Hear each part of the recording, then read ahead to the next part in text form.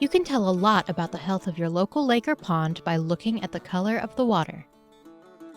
Lake water is home to many different types of plants that affect its color.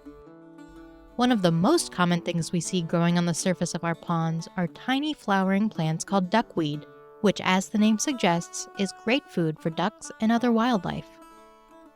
If we look even closer, we find algae and cyanobacteria. Certain species of cyanobacteria, sometimes referred to as blue-green algae, can produce toxins when they occur in large blooms.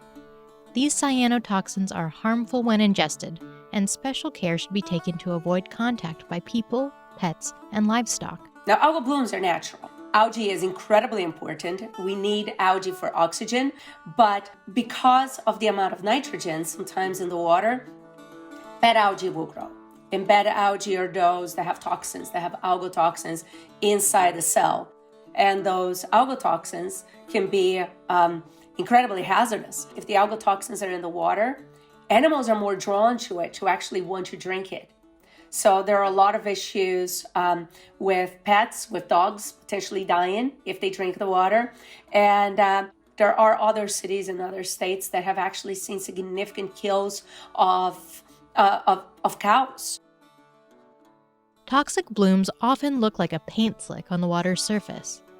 It's important to note that toxins produced by these blooms can linger in the water, even after the initial bloom is no longer visible.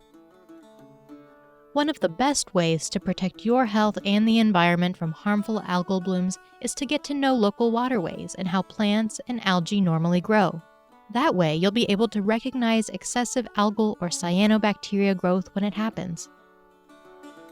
Another way to help is by tracking where blooms occur.